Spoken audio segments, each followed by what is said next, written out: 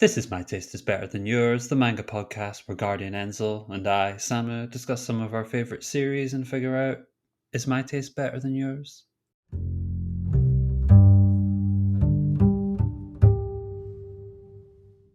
Hello, everybody. This is My Taste is Better Than Yours. This is Samu hosting this time. I will say this is a good topic for me to get into because if anyone has listened over these past 20-something episodes, you will know that I am an avid reader of Weekly Shonen Jump, and I keep up with it every week, and not just the series in the magazine, but as well as sales and the rankings. I feel like I do have my finger on the pulse of what makes a successful Weekly Shonen Jump series, and to see all those things come together. The plan here is basically to give a retrospective of this past year, 2024, of all the issues that came out. Enzo, I believe you've been reading maybe more Weekly Shonen Jump series this past year or two. So, yeah, I thought it would be good to contrast our opinions as someone who reads everything and then someone who is selective, but is seeing the trends, I think, come in the past few years as well. Yeah, I'm definitely reading more than before we started recording the show, the podcast, not this episode, but the podcast itself. I would say I'm probably reading something on the order of half or close.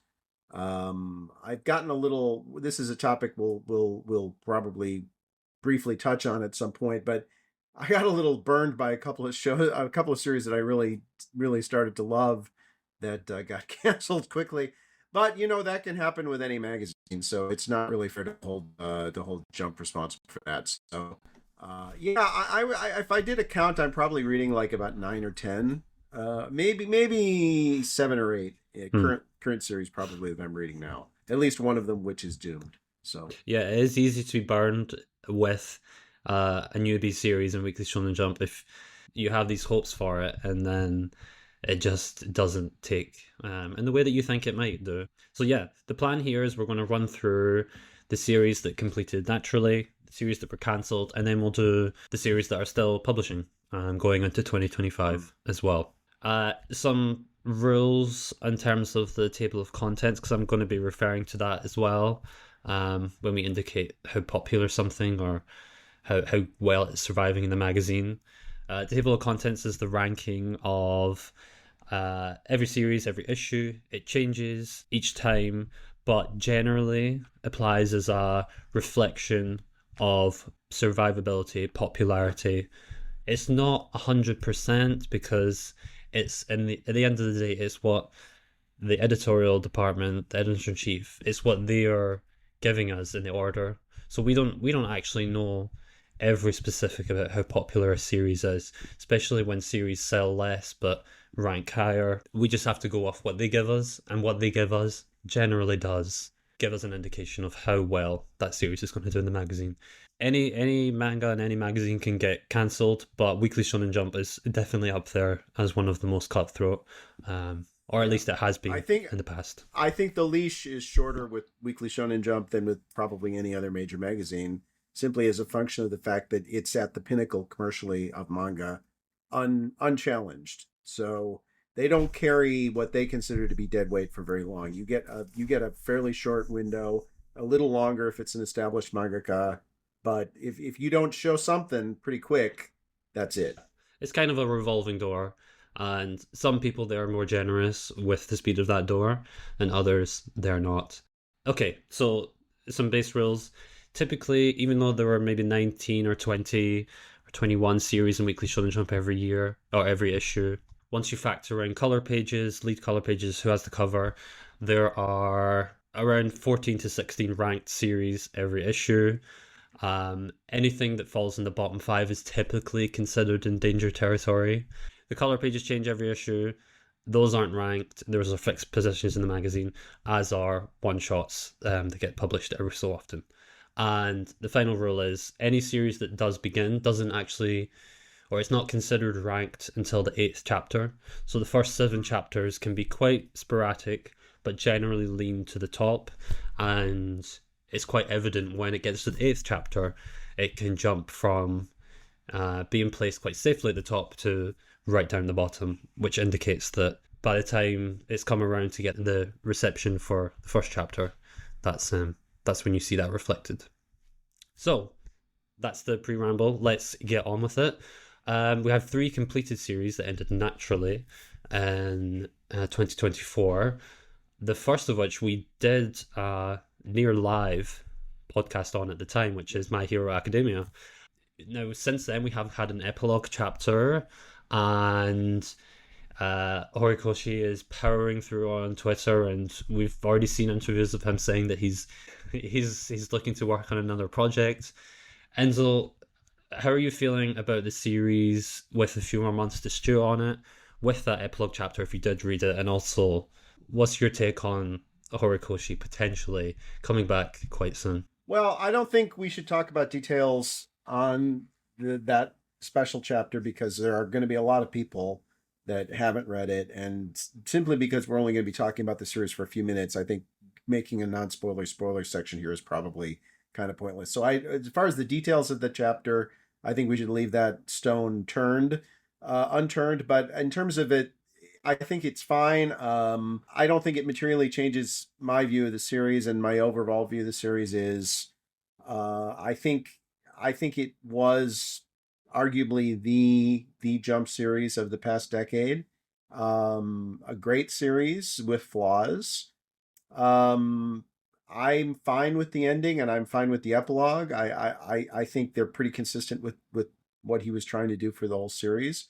I just feel like, unfortunately, and I know every fan base says this about itself, there are people that say it, but I truly believe that the Hero Academia fan base is incredibly negative and incredibly critical, and it does sadden me because I think Horikoshi deserves better treatment from the fans than he's gotten. But that said, it is what it is. As we record this, the final volume came out, and it blitzed through over 600,000 copies in the first week. It was by far the biggest first week sales of any volume in the series, and 41 jumped back into the Oricon charts, in fact, this week as a result of 42 coming out. So it's clear that the only thing people love more than bitching about My Hero Academia is reading it. So I think that says something about Horikoshi and the work. Now, he is, as you said, making noises about like quickly jumping back in with a new series, which, more power to him. And I'll certainly be keenly looking forward to whatever it is. My personal view is I wish he had decided to take a year off and just chill and kind of, decompress a little bit after that really intense experience of going through, 42 volumes, being really the last 35, 40 of them being intensely under people's scrutiny under the microscope. Take a break. Being a weekly mangaka is really, really hard work. It has killed people before. But he's still a young man, and if this is what he wants, then, it's his choice, and I'll be looking forward to whatever he comes out with next. I just hope I would like to see him do something significantly different from Hiroak. I think that would be the best thing for him, is to do something rather than do something that's like a twist on the same theme, which I'm encouraged that he will do, because the serialized series he had before it was certainly nothing remotely like My Hero Academia. So hopefully he feels, I think anything he would do, he would never, Jump is going to serialize it, whatever it is, to a point. I mean, they'll certainly give it a long trial. He could come in with any concept, and I doubt they would say, no, that's not going to fly with us. But I'd like to see him do something quite different this time. In terms of expectations of when he might actually return, even though he's saying that he's quite keen at the moment and he's already working on new ideas to flesh out, I would be quite surprised if it did come out in the 2025 year. Maybe we'll see him with a one shot or two, and then eventually with the series. But if he does come back next year, that's actually quite soon compared to other veteran successful mangaka. Typically they take a few years out to, as you say, I would think recover from going through that week to week. But yeah, Also, he is if there is such a thing as an identifiably weekly Shonen Jump author, of which there are quite a few here we can discuss. I think he is one of them. He's said many times that the big three as he grew up and other series in Weekly Shonen Jump were his inspiration. I'm sure being a Weekly Shonen Jump mangaka, despite the difficulties that he clearly faced, I think he clearly wants to be back in, and yeah, I would. Yeah. Also, I wouldn't go into details for the epilogue. I think it's just that what was more telling for me was the reaction by some fans. Yes. Especially since, to me, everything felt perfectly in character and appropriate as a finale. But yeah, so hopefully, whatever series comes out with next, the fan base gets a little bit of a refresh as well. Next on, we have another big veteran series that completed this year, which is Jujutsu Kaisen.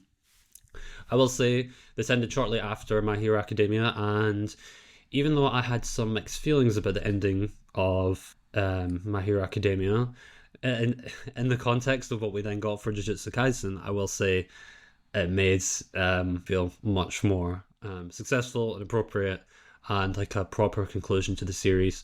I think there are going to be some Jujutsu Kaisen fans who are happy with the ending. I'm not particularly a fan of the series, but I was definitely not happy, and there was a sizable chunk of people that felt it was extremely rushed. For me, general thoughts were the whole last arc was the worst in the series. I thought Gege Akutami leaned into his worst habits, which, without mincing my words, I feel like he's kind of attempting to do what Togashi does and being overly wordy and leaning on explanations and text boxes in a way that just feels superfluous and unnecessary for a series which is ultimately quite simple. At least with Hunter x Hunter, in arcs where it does lean into that, it can feel appropriate in terms of how dense the storytelling is. And one of the things I like to say is that no one should try to be like Togashi, because that's a disaster in the making. Because the stuff he does usually it only works because he's the one doing it. In my experience, that when other mangaka try to copy him, it just doesn't work because they don't have the chops he does. That's just my opinion. And you didn't read the manga, I don't believe, but you were semi-familiar with... I watched the anime for a while, trying to get into why it was so popular, and honestly, among the mega hits, I liked it less than Kimetsu. I was able to stick with Kimetsu longer than I was with Jujutsu Kaisen. Jujutsu Kaisen just bored me, frankly, after about 8 or 10 episodes. I was just like, there's no point in going through the motions. This just isn't doing it for me. So yeah, that's the extent of my direct experience with the series. Is it never got past the point where it felt kind of generic and derivative and not really all that interesting.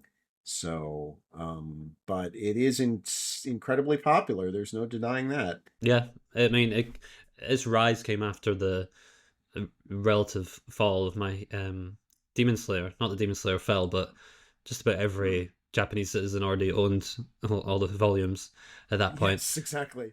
I mean, it sold incredibly well. It was on another level, I think, compared to My Hero Academia in terms of performance. Yeah, it was. Yeah. And both of them in their final year, they weren't actually the highest rated in terms of table of contents placement. They were both around 5th or 6th place.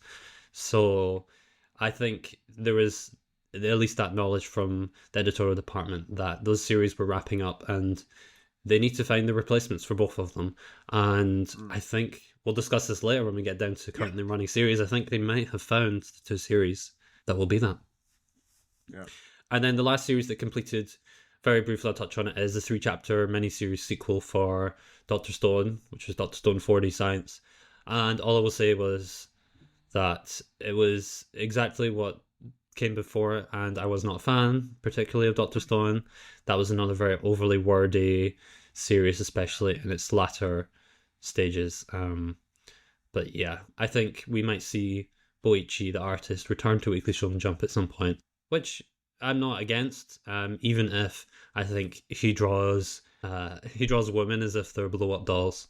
So the only thing I'll say about that is the writer Inagaki Richioro did another series called Trillion Game, which is currently getting a Madhouse anime adaptation, which I quite like, actually. I haven't read the manga. The manga finished a while ago, but I quite like the anime.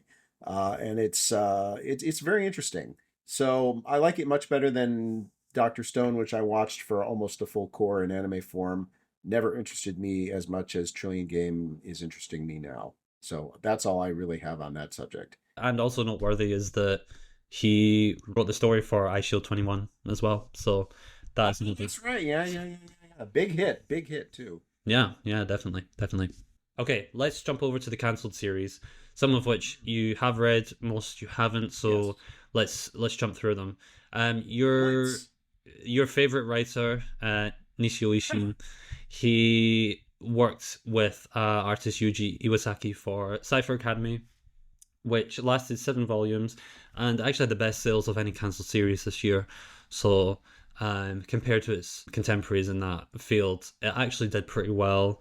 It never really took off in the rankings, and that was another very overly wordy title, which was from its initial chapter about cryptocurrency, ciphers, and just warmongering in general. So I'm sure you would have loved all those things explored by such a writer. I would love them explored by an interesting writer. I think Nisio Isin is incredibly interesting to himself.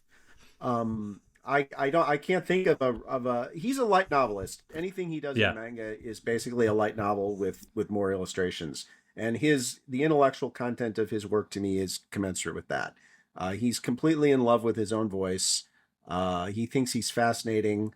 I find him to be maybe the most insufferable writer working in anime, light novel, and manga at the moment. If not, he's certainly in my top three. Wow, tell us how you really feel, Enzo. I think I just did. I don't think you can go any harsher than that. I will say I liked Medaka Box, which he did with a different artist. I think that was his much better series, and Ugh. and Cipher Academy also had a similar premise to one boy in an entire school of girls, like a full female cast, which another series does, I think, much better later on. Another one that you didn't read was Martial Master Asumi by Kawada. He previously did Hinomaru Sumo, and this was Which I liked. Oh, did you?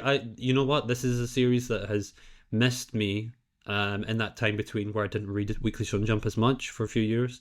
So this is actually one where I did not read or watch that series.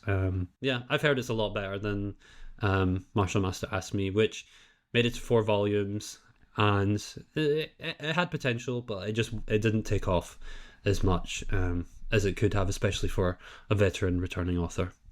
Switching from veteran to a newbie, we have Mama Yuyu, which you did read. Yep, every chapter. Yep, and I should say, I think I got your attention to read this because Weekly Shonen Jump does this thing where there's when authors return to a series or return to the magazine, they give their 4 favorite titles, and it seemed to me when I read them that this author has the closest taste imaginable to Enzo, which was Cross Game, Spirit Circle, Damn.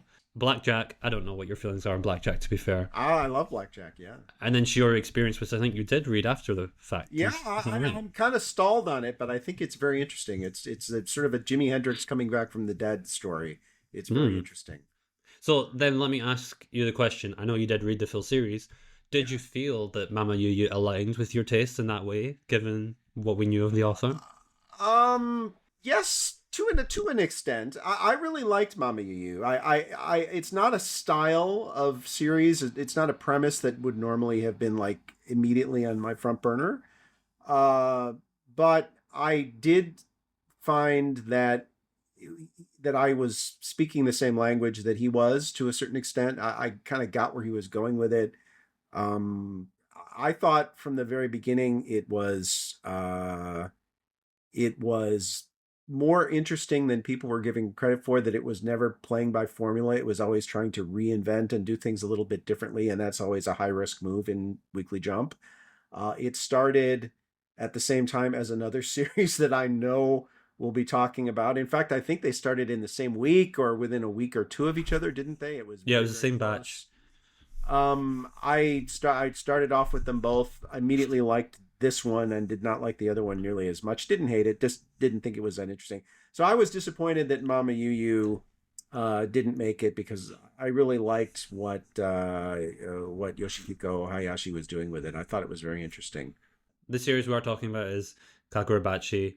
There's a little mini little war battle between them of battle shonen titles that came out very close to each other. A little war between them of big name Jump mangaka recommending them too. Yeah, exactly. Yeah, the two series that concluded. So I think that was their first attempt at potentially getting both of them to be their replacements. Well, 1 out of 2 ain't bad. I think Mama Yu Yu, it just didn't have the sales in the end. It didn't have the rankings from what we saw. My favorite part of the entire series was how inventive the paneling was. Every chapter had this blend of how the panels informed the storytelling, and there was almost like this breaking of the fourth wall, and how many ways that Yoshihiko Hayashi could get as creative as he could. And considering he was a newbie author who has never had a serialization before, I thought Mama Yu Yu was very, very good. I do think it did stumble in terms of storytelling choices, that it started off a strong first chapter and then got very slow and then maybe meandered a little bit. But the fact that it took a multiverse fantasy story about heroes and demon lords, which so could have very been like a light novel-esque story to tell, it managed to avoid a lot of those tropes, I feel. Yep, I agree. Yeah. Another series which also came out in that same batch was Two on Ice by Elk Itsumo. This was the first of the two sports drama series. This one just didn't sell well at all. It got 4 volumes in the end. It was about an ice skating duo, a boy inspired by a former child star in the field, another girl, and they become a duet together. I don't think much of it. I will say though that Elk Itsumo, the mangaka, their art improved dramatically from the first chapter to the last. So I think they might come back again and they might get a potential hit. Because not many newbies come in with a hit straight away. Look at Kohei Horikoshi, for example. Yep. That was My Hero Academia was his 3rd series. And if that didn't take, there is a 3-series rule. Who knows? Yeah. So, the other sports drama title that did come out was Green Green Greens, and that concluded this year as well. Enzo, we both read Green Green Greens. I think we both loved it. You're following a lot of anime at the moment this year that are part of this golf boom. Yeah. So where did that sit there for you within those other series that we're getting out? And just let's gush about Green Green Greens. Yeah, because it deserves it. Well, Oi Tonbo, which is in its 2nd season right now, is more similar to Green Green Greens. It's quite a realistic golf anime. The manga runs in a golf magazine rather than a manga magazine, so you know that it's going to be pretty realistic on the golf side. I really enjoy that one. I think it's excellent. The other one, Rising Impact, Rising Impact, that's an old Jump series that got resuscitated by Netflix by the author of The 7 Deadly Sins. As a sports manga, it definitely pushes a lot of my buttons in a bad way. It's completely and utterly ridiculous. However, I do enjoy it. It's fun. It's goofy. The main character is adorable and hilarious. But as a golf series, it's not really a golf series. Green Green Greens, which was about a young guy who kind of fell into golf, as they always seem to do in golf series. There are kids who do something else who wind up falling into golf and finding that it's really fun and interesting, which it is. I just thought Green Green Greens was really refreshing and fresh, and I love the artwork. I think his character designs were great. It's the golf stuff, of course, was extremely realistic. And it was mostly just kids hitting balls on a driving range and talking about what it's like to suck at something and then get better at it. And then there's like one great chapter where the main character ends up playing like some kind, I forget whether it was like some kind of a card game or something with another character's little brother, which you think that would be so boring and pointless, and it was really fun and interesting and charming. Great protagonist, great female lead. I just loved it. I mean, I think as a golf series and just as a general coming of age story, I thought it was really terrific. And it's a shame that it didn't hit, and it's not the first time for this guy. So, I think he's got one more shot at it. I think that's the general consensus, right? So, Yeah. let's hope for the best. Yeah, I think the way that the series exceeded my expectations the most compared to what he did with Beast Children before was the character drama was just so good. And even just having chapters where the two leads are, and even the rival, or like you say, the rival's younger brother, which was an amazing chapter, I agree. Just seeing these characters interact and talk was, it felt more realistic in a way that I just really appreciated. They just seemed like teenage kids who had found Yeah. each other, and it's I think it says something that I'm a huge golf fan and I loved it, and you couldn't give a rat's ass about golf and you also loved it. So that says something to the quality of the writing, I think. yeah. On that, I'm going to ask you then, because you are much more familiar with golf and how it's depicted. Clearly, this series didn't click with readers. It only lasted 3 volumes. Sales were not abysmal, but they were just not good. And if you're looking at its average ranking on the table of contents, it was the highest ranking series that got cancelled. So it was the one maybe on the cusp if you want to measure it in that way. My feeling on maybe why it didn't click was kind of like how you touched on. It was a lot of characters and the ranges playing rather than the real games that took a little maybe too long to get there. Not that that is actually an indication of quality, but I think there is this idea that for a Weekly Shonen Jump series, you kind of need to grab the audience as quick as possible. Um, so I think that did have a contributing factor. But to talk on the golf specifically, maybe the feeling that I had when I was reading the series was it golf specific enough? As in, could you just swap out all the golf stuff with a different sport and the series would be relatively unchanged? Um, Again, I don't know enough about golf to know how much it informed all the characters and how it was really depicted. But as I was reading it, I was thinking, this is a golf series, but it could be any other sport series, like a All single right. person sports series. So yeah, your take Let on me that. let me let me respond to that point specifically. Don't you think you could probably say that about almost any good sports manga? Because most people are reading it for the characters, you Yeah, know. And the sport helps, but I think the majority of people who read sports manga are not really sports fans, in my opinion. Probably. Why it didn't click? I mean, for me, the main reason it didn't click is it was in the wrong magazine. I don't think Weekly Shonen Jump is the right fit for Greens. I think if it had been in like Shonen Sunday, where this type of sports series is a little bit more within the orthodoxy, I think it would have had a better chance. I think it doesn't. It did take its time in developing, and this is not an environment where patience is a quality that is held in excess. It's You have a very very limited shelf life, and it did not have any overt romance. It didn't have a lot of competition chapters. It was very leisurely in the way it approached things, which I think is something it has in common with another great series that got canceled too quickly, which we'll talk about soon. But I think it was partly that. I think it was in the wrong magazine, and I also think if it had been given more time, I think this one had a chance to maybe catch at some point. I think they canceled it too quickly personally. I think it was within the realm of possibility that it could have become not a big hit, but modestly successful at the very least. I think that's fair. It is a series that I think was kind of squeezed into Weekly Shonen Jump without really fitting the format too much.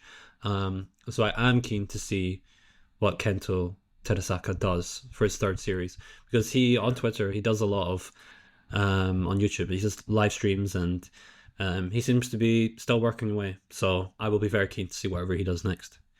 Now, some more cancelled titles I'll run through quickly. Shadow Eliminators came at the start of this year and ended the same year.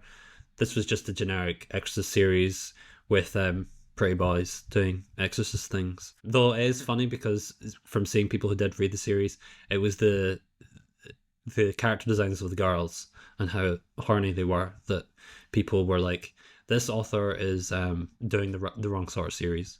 So if Kento Amemiya does come back, if he's smart, he should probably lean more into that than he did with Shadow Eliminators, which was just a big amount of nothing. We have a million extra series, it feels like, every year, and this one, just, I've already forgotten all the details about it, to be fair. Dear an Enemy, that is by Run Matsui, a My Hero Academia assistant. He came out with this series this year as well, and it also was cancelled the same year. And he actually returned back to being an assistant for the final run of My Hero Academia, I believe. Very detailed art that is set on this paradise island where lots of strange monster designs. Yeah, the artwork, you can't really fault it, but I think it was cancelled very quickly. 17 chapters, it just never took off, and I think that makes sense for the series as well. And another one which was also cancelled quite quick was Kyokuto Necromance by Fusai Naba. He had Aliens Area 2 years before, and to me this was just him repeating the same mistakes that he had with that series. There's poor pacing. The artwork, I think, this time suffered because I believe he has another serialization in a different magazine. But this was another somewhat Exorcist-ish spirit series, kind of like JoJo stands fighting each other. Yeah, this sounds harsh to say, but I'm not desperate for him to come back for a third series in the magazine. I think he's actually just not he's not there yet for Weekly Shonen Jump, so I would be surprised if he does return. Now we come to the big series. Enzo, tell us about Psych House. I'll let you take it away. Well, this and Greens, I love them both. I think Psych House, just a really incredibly charming and cute and fun and upbeat, all of which probably too much for its own good. It really took an interesting spin on the whole Esper superpower, quirk, whatever you want to call it, mentality, and it spun it basically. If you kind of imagine almost a My Hero Academia slice of life series, it kind of was that in a way. And My Hero Academia slice of life, with like one of those boarding house, reality TV shows.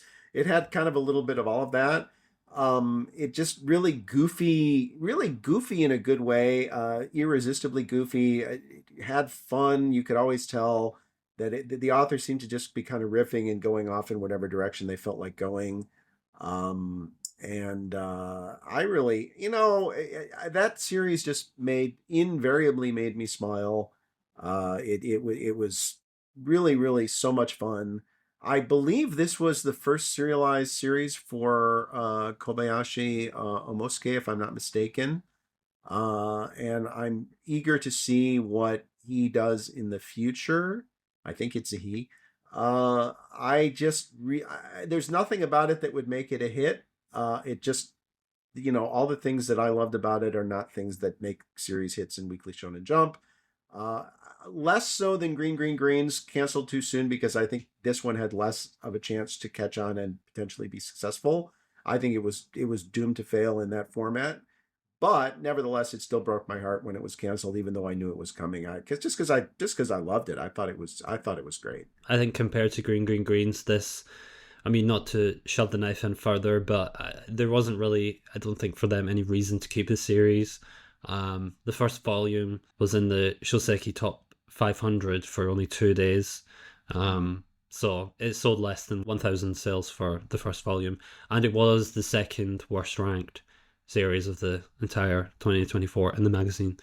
So I don't think there was no shock that it didn't survive. Though I think it is noteworthy that it is another attempt at a slice of life series by Weekly Shonen Jump. They have found a success in Rurouni Dragon with this. It's a genre they just don't. It's not a genre that they explore in the magazine. And I wonder if with their second attempt with Psych House, they're going to keep trying to replicate Ruri Dragon's success. Though I will say, I think because the series is so low-key, I didn't feel disappointed, at least from a story perspective, how it ended. I think it ended appropriately, and it is the sort of series that could have ended at 20 chapters or 100 chapters, and I don't think it felt necessarily rushed, even if I'm sure you wanted to see all these characters for as long as possible. Yeah. And not to, I don't know if this will piss you off, do you think the stealing in the first chapter had anything to do with it? Do you think that's don't, honestly. I don't. Do you? I don't think so. I think it was a tempest in a teapot. I think it was a stupid thing for people to get upset about. But that being said, I don't think that had anything to do with why the series didn't take off. I think it would be a very stupid thing if that was the case. Yeah, I just remember how dominant that conversation was when the first chapter came out, which was just so strange. That was your takeaway from the chapter. Yeah, weird.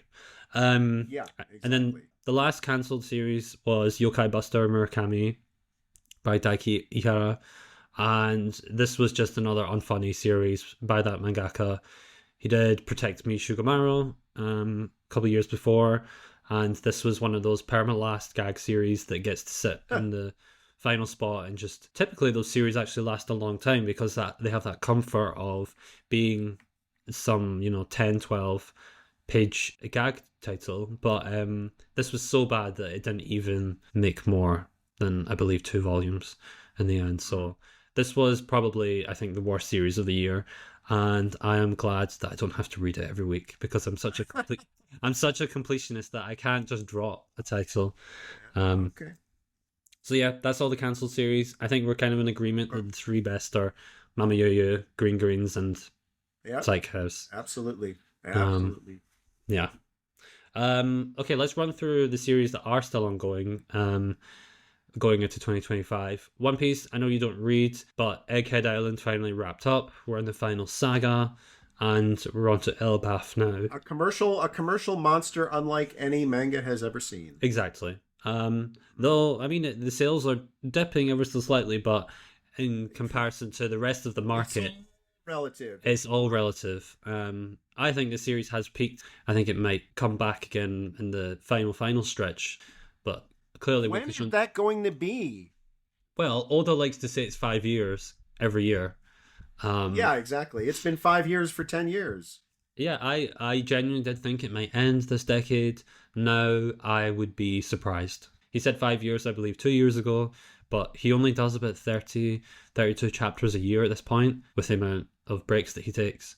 But aren't people curious to see what Oda would do with another series? Doesn't that play in anyone's mind? Or isn't anyone curious? I wonder what he would do as a follow-up to One Piece. I mean, I'm not even a One Piece fan, and I wonder what he would do as a follow-up to One Piece. I will say I've never considered it, but only because he has gone on record to say, I believe he has at least, that he has no plans to do anything after One Piece. Oh, okay, I did not know that. Yeah, so and he didn't have a serialization before One Piece. I mean, he had quite a lot of one-shots which are collected already as well. But I think this might be it for him. So yeah, he does seem like an author where he's definitely a gardener, even though he does plan things out and there are years-long payoff for things. I think he can find himself, especially in the middle of his long arcs that he does, kind of exploring avenues that maybe stall the time that he originally has planned. Yeah, so that's One Piece. It's going to be here. It's always going to be there. It's always going to be the highest ranked in the magazine. I believe the only series that ever ranked in the table of contents during its run higher than it was Demon Slayer for 1 year, which is an exception to the recurring rule that we see with One Piece. Now, the other veteran that we have is Hunter x Hunter. It doesn't quite have as many chapters as One Piece, but we did get another 10 batch this year. I loved the chapters. I think maybe you less so. We saw a lot of good things from side characters that I really appreciate. We had another death from a prince, Morena, who has been built up as this new villain. Yeah, I think it feels to me, it did feel to me at the start of this batch that we were setting up the last plot lines to then move into the final stretch of the climactic action. But then we did get 4 chapters in a row of a card game that came from nowhere. I have a feeling that maybe just didn't resonate as much with you as it has with fans. I mean, I did this. You know, I think these 10 chapters were great because they're Hunter x Hunter. They don't rank to me with some of the best stuff in earlier arcs. I just don't feel any real emotional investment in anything that's happening in this arc. So there is a gap there. The intellectual engagement is there fully. The emotional engagement is not. I'm also and I know that Chimera Ant was legendary for this too, but the massive walls of text do wear me down a little bit at times, I have to admit. I feel like he's maybe indulging his curiosities a little bit too much for my taste personally. I would love to see him kind of stay on point a little bit more and maybe say some things in a few less words, or maybe say, if it takes this many words to explain this thing, maybe I don't need this thing in here in the first place. Far be it for me to suggest anything to Togashi, who is a genius beyond, almost compare. He's a phenomenal mangaka, as I said earlier. Mangaka should never attempt to do what Togashi does, because he's basically the only one who can do what he does and not fail miserably at it. And he certainly isn't failing in this arc and these 10 chapters. I think they're excellent. I don't think they're at the top of his game, but for almost anyone else's game, I think they would be near the top. I've said before, this is my favorite one. I don't think it's the best arc of the series, but in terms of how it appeals to my taste, what I like to read in fiction, I think this just tickles my brain in a way that not even Chimera Ant does, which I think is still a much better written. Even we have the conclusion for that as well. So I'll see when Succession Contest does wrap up. But yeah, I love this batch, and I think we'll probably get another batch of 10 this year as well. He's already completed up to, I believe, 424 to some degree, and he's way ahead already in his manuscripts as well. So yeah, he's still posting on Twitter, so we're gonna keep getting Hunter x Hunter, which we love. I think so. We're in a better place than we have been for a long time. I really believe that. Definitely. 2 series that at the point of recording are still running, but I believe will be ending soon. The first is Mission Yozakura Family, and the other is Undead Unluck. They have quite similar situations where they both had a 2024 anime adaptation, and they look like they're going to wrap up around the same time, maybe the same batch. We'll see quite soon. Yeah, they're mid-ish ranking battle titles from the start of this decade that have a ceiling in how well they perform. Mission Yozakura a little higher, it's in the 30,000, like 34,000-ish range, whereas Undead Unluck was higher in terms of sales, but it has gone down as time has gone on, so it's in the 20,000-ish range. I think mid is the operative word for me with these two. Yeah, I have no fond feelings for either of them. If anything, I'm quite happy to see, as someone who loves battle shonen manga, I'm excited to see what losing 2 of these will mean for what we get next year. Another series which is the best manga in the magazine, Me and Roboko. It's not actually the best, but I do love it. I just love Roboko. I love all these characters. I love for me, the gags work. There are some chapters that don't, but by and large, I find it very funny. But more than that, it's that it's so pure, and it has such a good spirit, and it never ridicules the characters in such a mean-spirited way. It finds a way to do that classic Weekly Shonen Jump friendship, the power of friendship, and like all the bonds that these characters have. So it's just so sweet and nice to read. We're gonna get a movie adaptation based on, I believe, the multiverse arc in the manga. So I'm genuinely very looking forward to this. I think if Weekly Shonen Jump, if this first movie takes off, this could be a recurring. This is me as a fan. I'm envisioning, like a bi-yearly movie release, a la something like Doraemon or Shin-chan or Detective Conan. That's kind of the anime future I see for me and Roboko. Yeah, not everyone loves it. I love it, and it's the staple gag title in the Yeah, magazine. it's okay. I go back to it occasionally. I watch the anime. I go back to the manga from time to time. I never dislike it. Sometimes it makes me laugh. I has the occasional hilarious satire on another series in the magazine, which I enjoy. Um, for people out there, I would say if you want to read a really funny robot and kid gag manga, I would recommend Rororo by Sasaki Norio, the author of Mitsudomoe and Bokuyaba. It's a series she did back in the 2000s or early 2010s.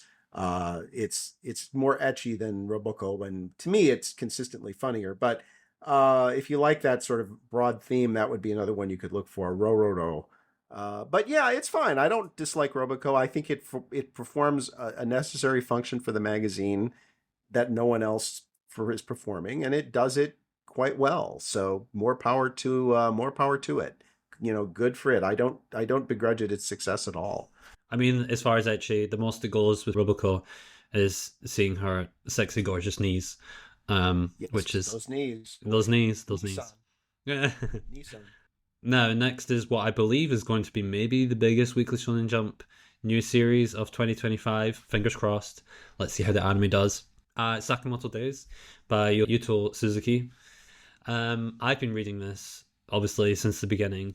I kind of got the feeling from that first chapter, oh, this has potential. This is just it hits the cool factor, incredible action choreography, fun characters, and as it's gone on, it's gotten more serious with its story arcs as well. And it's just, to me, it's only improved as it's gone on.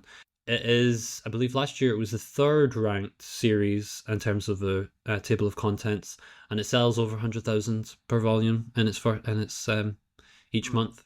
So it's one of the best performing newer titles that they've had for the in recent years. It is going to get a split core anime, and people who have been hyping up all the Sakuga potential that the series holds maybe aren't as hyped anymore with what we've seen from the trailers. As I say, Yeah, my fingers are crossed. I think there is good potential for a big boost here.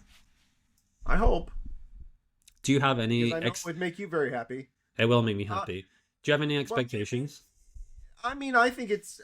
I mean, if I had not seen any of the trailers, which I have to admit myself, I think are pretty mediocre in the impression that they give, I would have said, "Oh, Sakamoto Days getting an anime. That's going to be really huge." And I know you picked it as your top next big thing pick when we did our next big thing episode. And I think it still has a chance to do that. And I think it's entirely possible that the anime will be better than people are expecting. And in fact, the lowered expectations may now work in its favor in a perverse kind of way. Because if it's just like a decent, solid adaptation, people's expectations of it have been so trodden down that I think they'll say, hey, that was actually pretty good. And I think that may be all it needs. I like, I'd like it to do well. I've read some of the manga because I know you're a huge fan of it, and it doesn't connect. It never did anything for me. But I'll go into the anime, with the expectations that, oh, now that's why Samu likes it so much. That's why it sells 110,000 every volume. Maybe that'll connect with me. It's not by a shit studio. I mean, so in theory, the anime should be fine. I mean, the most interesting element for me, comparing Sakamoto Days, it's not a pre-anime hit on the level of, say, My Hero Academia, but it's not far off that level. So my first question to you is why did it take so long for it to get an anime? That's the first question. And why did it not get an anime from somebody like IG or Wit or even Mappa, or certainly Bones, stuff like Jujutsu Kaisen or My Hero Academia or Haikyuu did. Why do you think that is? Yeah, that's part of the mystery, and I think the potential disappointment readers have. It was one of the latest anime announcements of a title in quite some time, especially something as popular. 19 volumes for Yeah. a big seller almost since the beginning, hasn't it?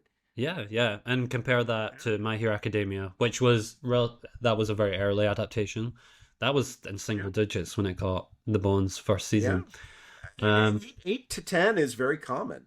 yeah, I think, like I say, that's been part of the disappointment because from how I saw it and how other people I believe see it is that there is this expectation that the reason it's taking so long is because it's really going to get the A-star treatment in terms of the adaptation. Yeah. And because it maybe isn't going to get that now, it's a strange situation. Yeah, I would be shocked if it didn't get multiple different committees and studios interested in it as a potential hit. So I really baffling to me. Yeah, it's just very confusing. My prediction though for how it's going to perform in 2025, at least is how the anime is going to be handled, is I think Core 1 will come out as it's going to be in January, and people will be disappointed. It's going to be, I don't know, people on Twitter will be like, it's a flop, this is a flop. And then I think Core 2 will come around, and knowing what is going to be adapted there, I think that is potentially where it could get a sales boost if that material is going to get better treatment. So that's going to be my as optimistic as possible view on the series. While I think the manga itself, I don't think it's going to end anytime soon. I think we've got a good few years left in it. Okay, next series, one that you do read, and I'm going to kick off with a question. So this is Elusive Samurai, of course. We've done an episode on this. Yusei Matsui.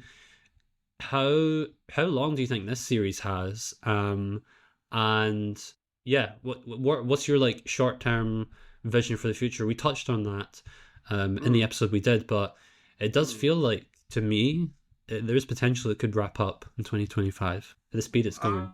Well, I'm not sure. I will say, I mean, we did, as you said, a full episode on this, so I think we'll keep it brief. But I will say that I think I'm extremely glad that not only did it get an anime, but it got a really good anime adaptation. I mean, it got a really, really good anime adaptation that brought in more fans to the series, and that made me happy because I know we disagree a little bit on the way it's been treated by Jump, but irrespective of that, I think if Matsui's resume didn't give him license to take as long as he felt like he wanted to take, the fact that the series saw a pretty decent sales bump as a result of that very good adaptation by Cloverworks, I think now, however soon it is going to end, I think it's going to be up to him to decide. I don't think it's going to be forced on him. I think if there was any question of him having the leeway to end it when he wanted to end it, I think the anime's success as an anime and in the way it boosted the manga, I think that eliminated that question. He'll end it when he wants to end it, is how I feel. I'm not going to get into spoilers if you know your Japanese history, but he doesn't. Don't look up the Wikipedia page. Yeah, he doesn't have to end it soon. Yeah. I could see a logical point. I'm thinking 5 to 7 more volumes is my feeling. I don't think it'll be 25. I think it'll end at 26. I kind of have an idea of where he's going to go with it. I think it'll be around 23, 24 would be my guess. And by the way, volume 18 came out just this week too. So I think around right around 23 to 25, that would be my guess of where it's going to end. And even with volume 18 coming out, the amount of chapters released is already, I believe, his longest weekly Shonen Jump title, or if not, it will be very soon. So, and on that topic, let's say also that the 10th anniversary of the anime for S-Class, Assassination Classroom, that's getting some sort of new project too on the anime side. So that's more attention for Matsui.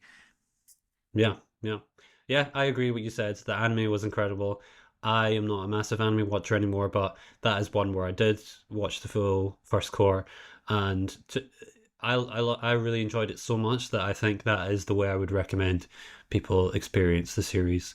In terms of how the manga is performing this past year, it has been, I would say, mid-ranked it ranks in the middle on the average, and the sales are not at the level of, say, Sakamoto Days or Blue Box. It wasn't necessarily a pre-anime hit at that degree, but it's comfortable enough that, like you say, Matsui can do what he wants until the end. And since the anime has come out, the table of contents has got a nice boost. It was just first place a few weeks ago, so yeah. Witch Watch, that is the next series, and this is also going to get an anime adaptation. This is coming out in spring 2025. And so I don't know what your expectations or like knowledge of the series are, but I mean, I always say it's closer to Sket Dance than his Jump Plus title that he did a few years ago. Yeah, I agree with that. Yeah, so it has that similar balance of, let's say, 85-90% gag chapters and then the occasional serious character driven drama arc. And I enjoy it fine. I think he's already done this with Sket Dance and he did it better there, in my opinion. And if I'm comparing 2024, I think that was the weakest year for the manga because it was almost entirely gag chapters that is very hit or miss. It doesn't really indicate the quality of the series as a whole. I think it's just there are some that I think are terrible and some that I think are quite funny.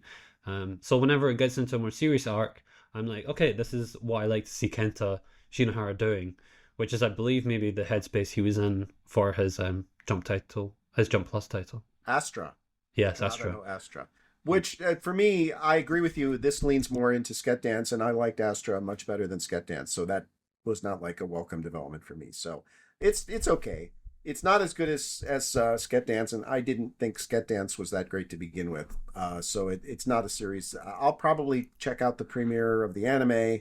I ain't going back to the manga. I did love Astra, though, I have to say. I think Astra was really underrated and very... very I think it just, that series in particular did a wonderful job of depicting what teenagers are really like, in my opinion. Extremely authentic depiction of teenagers and the way they would interact in that situation that is rather unique. So I think if you're going to read a Shinohara manga, read Astra, that's my opinion, or watch the anime, which was a very good adaptation. But that's all I'll say on that subject. Yeah, I'm envisioning we'll get an episode 1 post for you and then an episode 2 post when you say I'm checking out. That's it. That's what I'm seeing. Though pretty safe bet.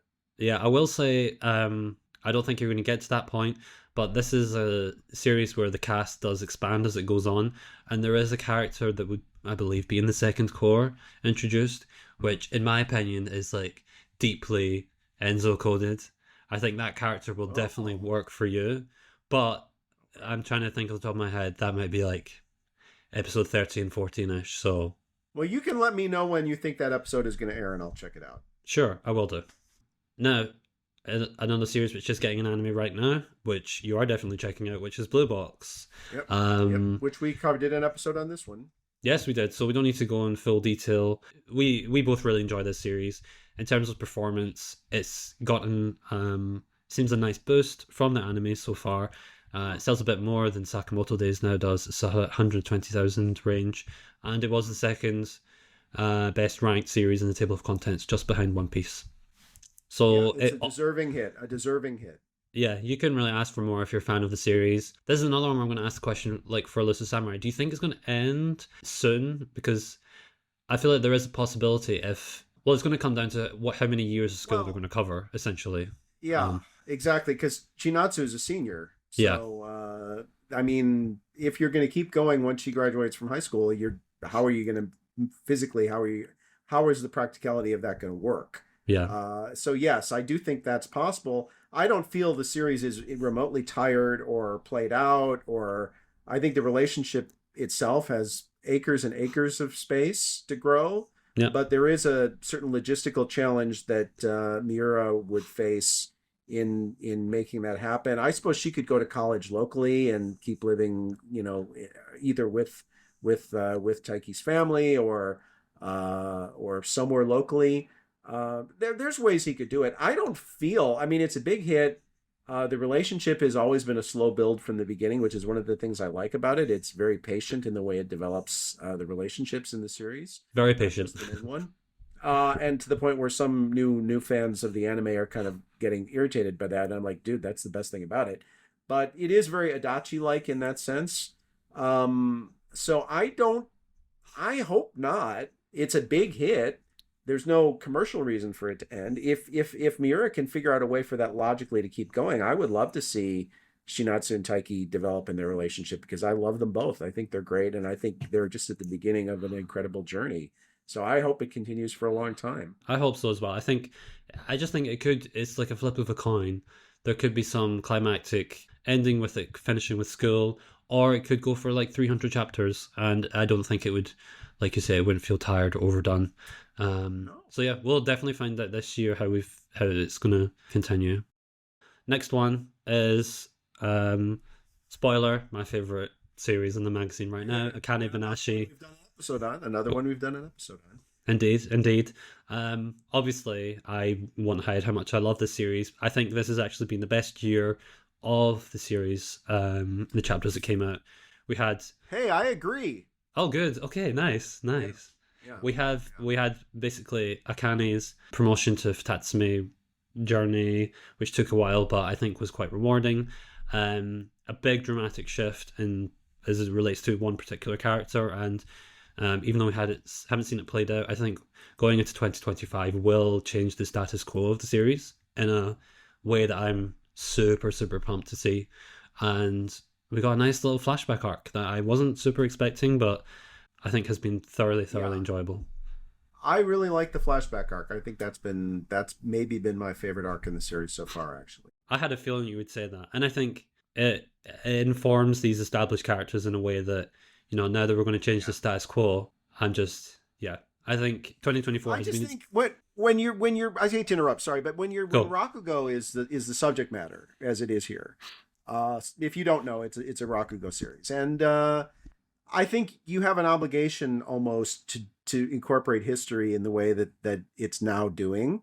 I think it's almost impossible to do a Rakugo series because Rakugo is a unique art form in that it throughout its history there are new Rakugo nowadays, but for a long period of time there was almost no such thing as a new story. You always interpreted. It was always retelling the same pieces over and over, and it's how many different ways can I think of to tell this story, or how can I tell this story in a way that no one else has ever told it, or how can I make this story me as a Rakugauka. So that unique relationship that Rakugo has with its own history, I think at the very least it strongly lends itself to a backwards looking component in the narrative of a Rakugo series. So I think that this flashback arc was it was like a fish to water to me. It fit perfectly.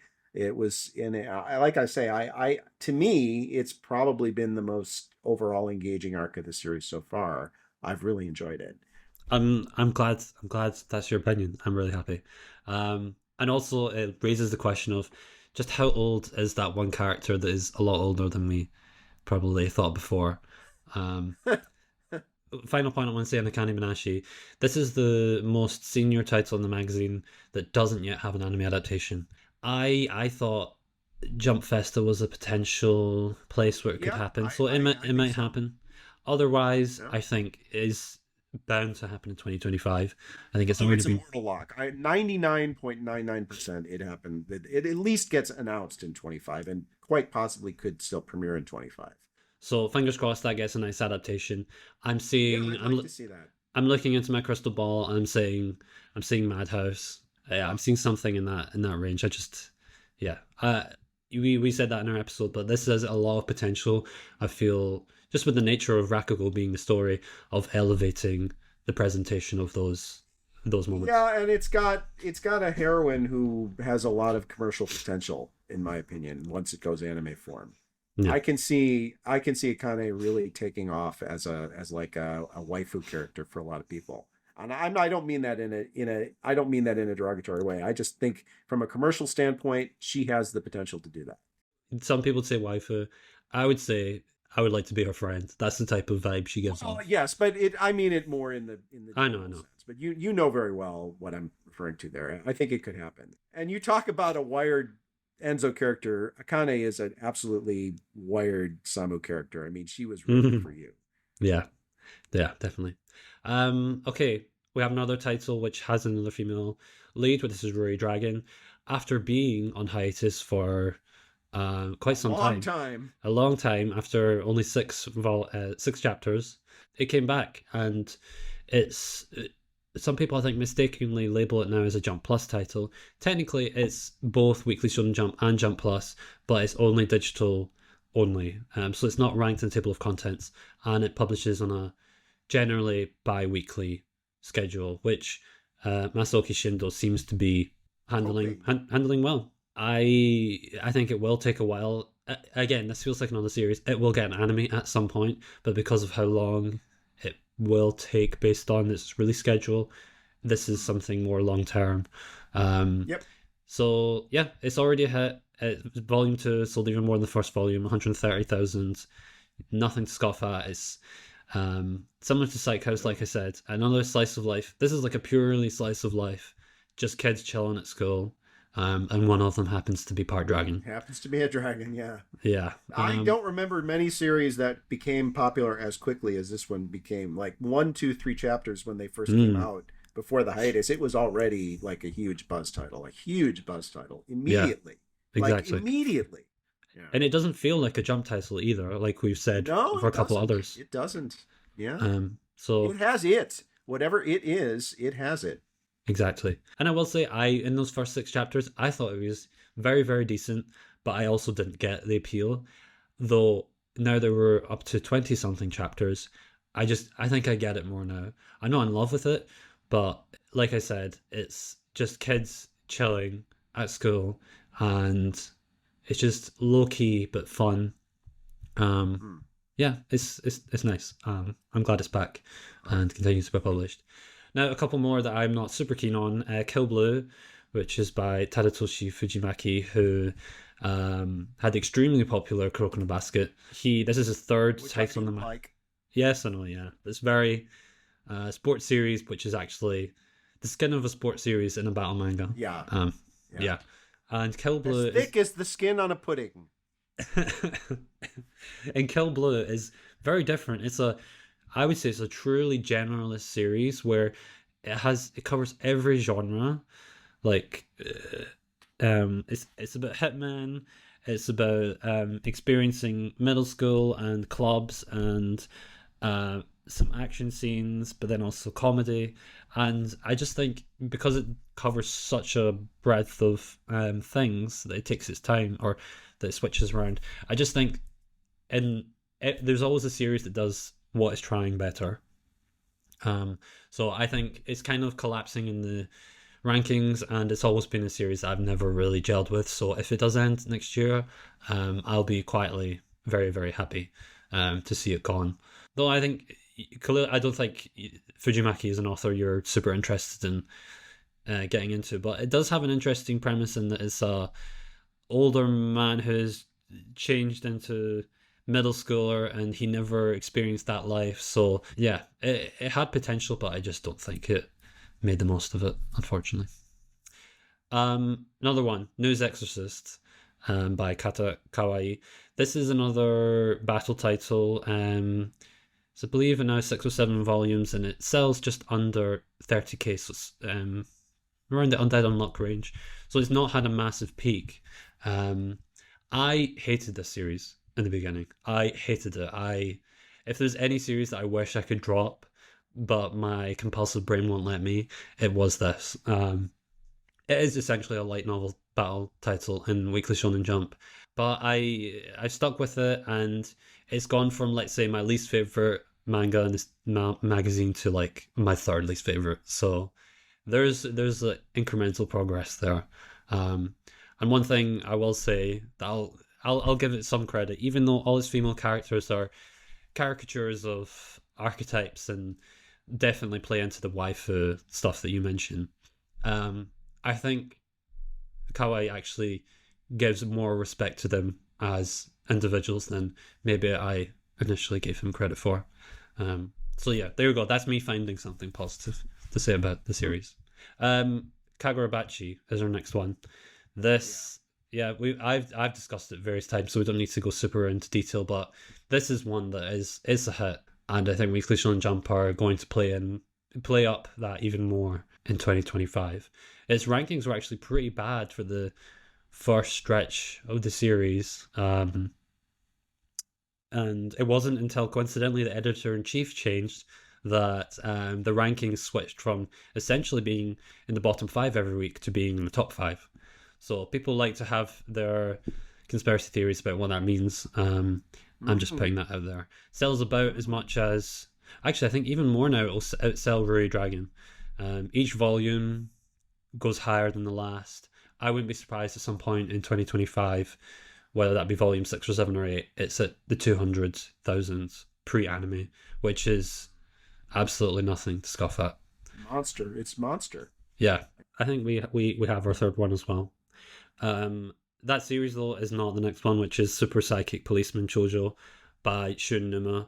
This is the other gag title we have in the magazine. He had Samu and the Summoner between 2025 and 27, which I've not read.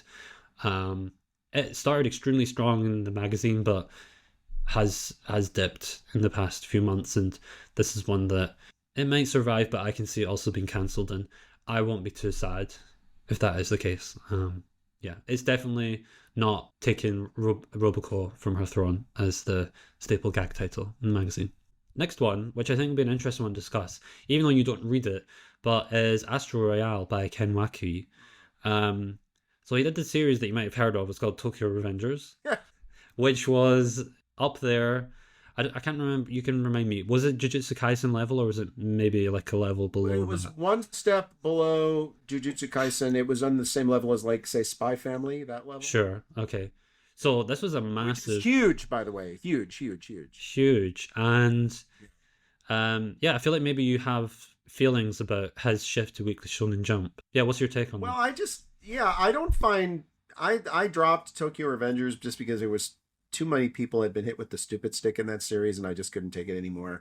I don't find Astro Royale interesting. A couple of chapters is like, okay, I'm done. What I think is most interesting here is we've now seen, Weekly Shonen Jump go out and poach writers from other Shonen Weekly manga magazines, which I don't know if that's the first time we've ever seen that happen, but it's happened twice now in 2024, although one of them is still writing her other series, which we'll get to in a minute. But I just think it's interesting. I feel like what Shonen Jump has always been, we're going to develop our own talent internally. We're going to bring people up through the system, like you said, the 3 series rule and all that, and they're going to fail, and we're going to figure it out, and then eventually we'll grow our own kaiju. And here it felt like, especially with Wakui, it felt like it's like, oh my God, so many of our big series are ending. We don't have any. This was before Kagurabachi was necessarily guaranteed to be a hit. It's like, we're desperate. We're going to go out and try to take, what it is? It's like a sport in baseball.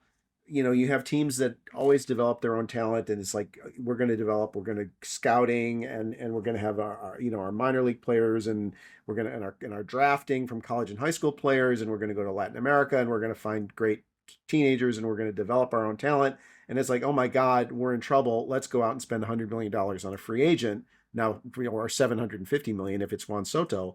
And that feels like what happened with Jump, with Wakui. It's like, we're desperate. We need a prefab big boy. Let's go steal a writer from another magazine. And that's what they did. Maybe that's not how it played out, but to me, on the outside, that was the impression I took away from it. I think my view is a little different from yours. I mean, we don't know the ins and outs, what goes on behind the scenes, but from what I understand, Ken Wakui did also try to get in Weekly Shonen Jump potentially early in his career, and what he proposed wasn't fitting for the magazine, which is why he shifted publishers altogether. It is quite shocking that he has not just shifted magazine, but like, as I say, publisher entirely. I wonder if there's a behind the scenes deal that they made that I don't know. generally they don't offer to even veterans.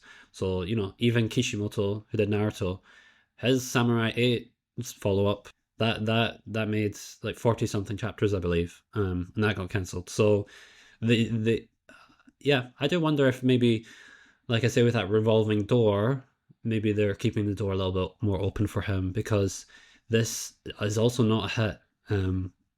It's not breaking the 30k per volume with its latest volume, and it was the 19th best ranked series of the year, so it does live in the bottom five generally. I think in terms of what we've seen so far, it's shifted tonally. There was a time where it felt like it was really appealing to kids, and then maybe that just wasn't working. So now it feels like it's a proper Tokyo Revengers mode, which I don't know. It could survive. I could also see it ending, and that would be a strange. It would then make it a strange choice that Kenwaku even did this in the first place. I wouldn't miss it. Yeah, I don't think it's going to be the big title that maybe potentially they thought it would be. Another one which I don't think is going to be massive is Ultimate Exorcist Kyoshi. Its rankings haven't been great. It's kind of bouncing around, so I don't know. There is potential. It's still very early days. Only one volume has been out. It's in the wheelhouse of Mashle, gag, battle combo, that same balance of comedy with action.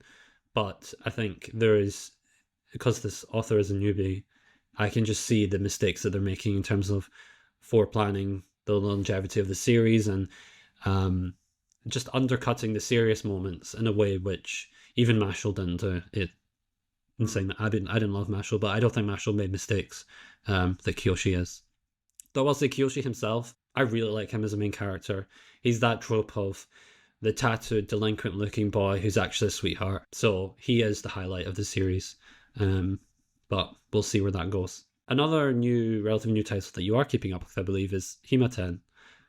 This is one where I got you to get back into it when you were burned out with Psych House. Yeah. I didn't know if it was going to be your thing 100%, but it seems like you're quite enjoying it. Is that right? Yeah, I am. I think it's very kind of charming and winning. It is a harem, and it's I have a limited patience with that, but so far I like all the characters, so that hasn't been a problem for me. I think it also has a sneaky good sense of humor. It can be really funny sometimes, kind of out of the blue, which I like. Like things are kind of going along very kind of normal slice of lifey, and then something like really kind of just not slapstick, but just kind of really funny in a weird way. It just makes me laugh. So yeah, I enjoy it. I think it's very good. I definitely hope it survives, and I think it has a good chance. For the longest time, we just had Blue Box as a romance series in the magazine, and this is one that I hope it survives. Sells about 15k. That was in the first volume, and the rankings so far have been pretty good. So, fingers crossed. Though, if we're talking about best girl, then I think it has. Yeah, Honoka. Okay, I'm glad we agree. I'm less kind on Kana than you are. Yeah, I think Kana is fine, but she's clearly the third wheel anyway. She's not a major competitor. I don't think. She'll lose eventually. Between Himari and Honoka though, that's one you could conceivably see going either way. I could think you could make a case for either one. Conventionally speaking, Himari is probably she's the logical last girl standing, but I still think Honoka's got a shot at it. And while I like Himari and I like kind of that she represents this kind of business girl, and she's like really kind of even though she's kind of a Dojiko character in that sense, and she doesn't have a lot of common sense about a lot of daily life things. She's also very sharp and savvy and wise to the world in a way that I like to see a teenage girl portrayed that way. I just think the vibe with Honoka and the main character is better. So she's the one I'd pick. It's very cute. And Himari, like, she could be a character that would be very annoying, but I'm glad that she's not actually. She's not. No. She's not. And neither is Kana, in my opinion. But well, yeah. But I do like that. This is kind of low key in its approach. People have said that maybe it's taking its time too much and it needs to up the drama. I like the identity it has. So Yeah. hopefully it can find Won't that balance change. whilst still getting some success. Fingers crossed. Next, we have a series which I think, even though we don't have lots of metrics to measure, I would be shocked if it wasn't a success. And this is Ichi the Witch. We have the first ever women duo in Weekly Shonen Jump history with Osamu Nishi as the writer and Shiro Uzuzaki as the artist. And that is the writer of Irumakun and the artist of Act Age. Yeah. What a combo! First of all, Yeah, what a combo. What a shocking. combo. I don't think anyone would have this on their checklist of potential new I series. didn't see it coming. No. Not on the bingo card. I'm glad that they put the effort into giving a writer for Uzuzaki that just fits her well and gives her a good chance of the success that she deserves. Because Act Age was a success.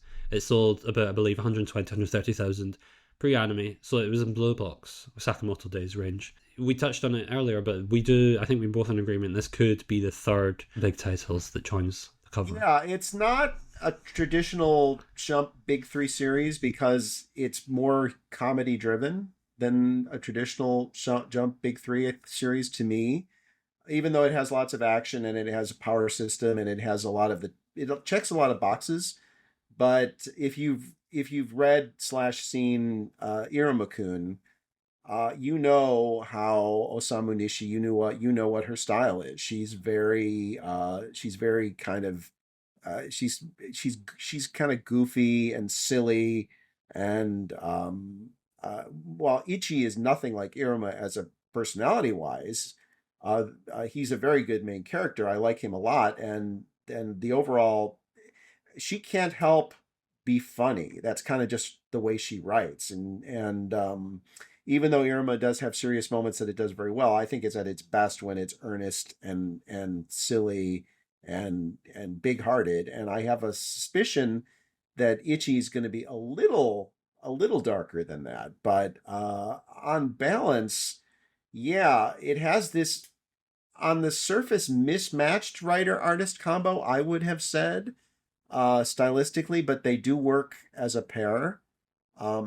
I think Osamu Nishi is an excellent artist in her own right. I just think she probably didn't have time to fully do 2 series anyway. But anyway, as you said, they needed to get Uzuzaki. She needed to get back in the magazine, and they found an established, highly successful writer to pair with her, which I think is great for everybody. And I do think we haven't seen Volume 1 sales yet. It's that new, but I do think this has a chance to be, a level of like a Blue Box, Sakamoto Days even level hit. It's possible, at least. Again, though, we do have a case of going out and getting a writer who has a big hit at a different shonen publisher. In this case, she's still doing that big hit. So she's serializing one big hit at a different publisher, and now she has a chance to be serializing a big hit at Shueisha and Jump, which I can't remember the last time that happened. So that's highly unusual. But I love the series so far. So I mean, I think it's great, and I hope it continues to be successful. And as you've let me know this, she did start her career at Jump Square. So I mean, she does have a history with the magazine or with the publisher. I can foresee it having a good amount of popularity as well. I think it will get lots of covers and color pages and lots of promotion next year. So in fact, I think it's on the cover of the next issue, if I'm not mistaken. Yeah, as we record this, yeah, it's going to be in the next cover. Yep. Yeah, definitely check it out if you want to. If there are any like new series that you feel like are safe bets to check out, definitely go with Ichi the Witch. You're not going to lose it. It's going to be around. Exactly. Yeah. Next one, we're nearly at the end now, but Shinobi Undercover. That is, I don't really rate it too much. Some people do like it. It gives Sakamoto Days, his younger brother. It's about an awkward ninja at a school where he's tasked with protecting this klutzy girl who, like, that's his job. He has to look after her and all the horrible things that other people are trying to do to her, and that she like gets in situations herself. It's very, like I say, very similar to Sakamoto. It's big action set pieces, but I don't think the choreography is near as good. this duo did another series a few years ago. That was Candy Flurry, which I didn't care for, and I don't think, personally, I don't see the improvement so much, but it's not performing badly, so let's see where it goes for next year. On the opposite end, though, we have Hakutaku, which I'll cut to the chase. This has the worst rankings of any series last year, so it's 31st place. Volume 1 hasn't come out, but there is a chance that it might get cancelled before that even is the case. Though I think you've been reading it. I like it. It has like a retro-ish vibe. Yeah. To it. It's hey kids, let's make a game. You know. Yeah. It's I think it's fun. It's fun. It's fun in a very kind of earnest and unsardonic and uncynical way, which generally is a means for failure in manga these days. So I'm not surprised it's tanking, but don't start reading it because you'll just have your heart broken. It's dead. It's a dead man walking already. And then in the last series cover is one that is way too early to even really predict things. That is Syd Craft, Love is a Mystery by Taishi Tsutsui. He did We Never Learn, which was a mildly successful rom-com hit from a few years ago. And this is another rom-com, very Sherlock Holmes, English-esque, detectives, a main character that looks really cool on the outside but is really a big loser who wants to fall in love. It doesn't seem to be getting the buzz maybe you would expect based on the author. So I don't know what this next year has for it. That is another one where I'm not going to be really pressed if it gets replaced with something else. I know nothing about it, but We Never Learn didn't do anything for me, so my expectations would be pretty low. That's what I expect, yeah. And then that covers all the series that we have ongoing. I wanted to finish on one question for you, Enzo. If anyone, people might know this already, but Weekly Shonen Jump, the table of contents, that is partially driven by the postcards that are submitted to the editorial. And for the longest time... Aquaman fans will know that. Exactly. And for the longest time, you got to put 3 names in every week if you decided to send it. But this past year, they've changed that, and now there's a total 6. They split that between 3 favorites and 3 quote-unquote interesting works. I feel like the definition for that could change per person, how you want to approach that. I would view that as favorites being maybe more established series that have consistency, that you're just a fan of, whereas interesting works I would see as more titles that are relatively newer that you want to push and give that chance to survive long term. So I can kick off, but I'm going to ask you afterwards, Enzo, about that's fine. I'm ready. What you would choose for the entire year. Okay. Now, for me, I think my 3 favorites, not super surprising based on what I've said, I would choose Akane-banashi, Hunter x Hunter, and Sakamoto Days. For me, those are the series that I go to every week, and I just know I'm going to enjoy them. And yeah, I mean, I would put One Piece up there as well, but I feel like that would be a useless vote in so many ways. Okay. So, and the 3 interesting works, the series that are relatively younger that I want to see getting a boost, that would be Kagurabachi, Ichi the Witch, and if we are going to extend this to cancelled series, I would have put Green Green Greens definitely in that category as well. Cancelled series are eligible? Yeah, feel free. Go for it. Oy. Okay. Well, if I was going to do non-canceled series, my favorites would be Hunter x Hunter, Ao Hako, and the Elusive Samurai, those 3. Sure. Those would be my favorites. For interesting, I was going to say Hime-ten, Ichi the Witch, and probably Hakutaku, even though I know it's doomed. But if I'm allowed to choose canceled series, I'm going to say Ichi the Witch, Green Green Greens, and Psych House. I mean, those would be my 3. Yeah, that makes sense. Although between Ichi the Witch and Hime-ten, I'll choose Ichi the Witch. I would choose Ichi the Witch. Hime-ten would be number 4, but yeah, Ichi the Witch, Green Green Greens, and Psych House. Those would be my 3 interesting series. Okay, yeah. I think it's been an interesting year Weekly Shonen Jump. We've seen a new editor-in-chief come along, and the continuing trend, I feel, of throwing out some of these more low-key approach to storytelling, the slice of life series like Psych House and Himaten, and obviously you have Rui Dragon from a couple of years ago as well. I'm keen to see what the new editor-in-chief is going to bring. Yeah, it's been another fun year, but then again, I'm pretty biased, and I love reading the full thing cover to cover every week. And yeah, it's pretty cool that you, I think, are more engaged with it now than you used to be, and I definitely keep you updated on how things are looking for a series that you're enjoying. I've definitely become more engaged with the magazine as a result of doing this show. There's no question about it. Yeah. So hopefully this gave you some maybe suggestions for potential series to pick up going into 2025. Yeah, I hope you enjoyed listening. It's been a long episode, but yeah, we wanted to wrap this up for the end of the year, and there are plenty of series to cover. So thank you for listening, and thank you, Enzo, for joining me and discussing my favorite manga. No problem. Thank you, everyone. We've got one more special year-end episode coming up, but I will say also Happy New Year to everyone as well. Bye-bye. Bye-bye.